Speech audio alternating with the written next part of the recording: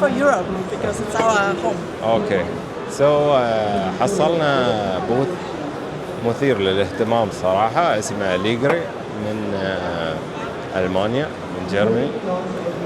عندهم مكاين بشكل صراحة أنيق جدا جدا جدا. هذه الماكينة يعني ما أعرف، أنتم شوفوها واحكموا. الماكينة فيها بويلر مستقل حق التبخير، والتبخير فيها إلكتروني، والدليل أنكم تقدرون تشوفون الثرمومتر هذا يقيس درجة حرارة الحليب، وفي نفس الوقت تقدر تختار في الستيم كثافة الرغوة اللي أنت تحتاجها. نفس الشيء الجروب هيد هذا نفس الشيء مرتبط بثيرمو بلوك.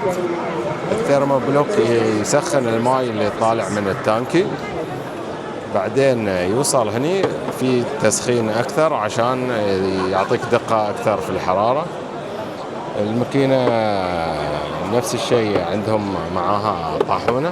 أنا في البداية والله كنت أتوقعها أنها متواصلة مع بعض. الطاحونة فيها ميزان مدمج، وفيها قرص فلات أو مسطح 55 ملي، ونفس الشيء تعبي منها الحبوب من هنا. صراحة شيء كرياتيف.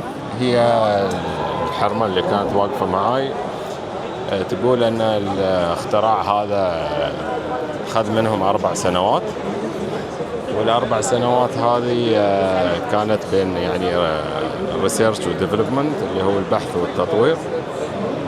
صراحة شيء ملفت. بحط لكم اللينك لموقعهم إذا حد مهتم.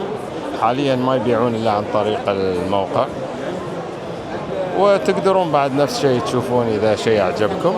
وتجيب لونين، الأسود والذهبي هذا أو الفضي، وهذا اسمهم.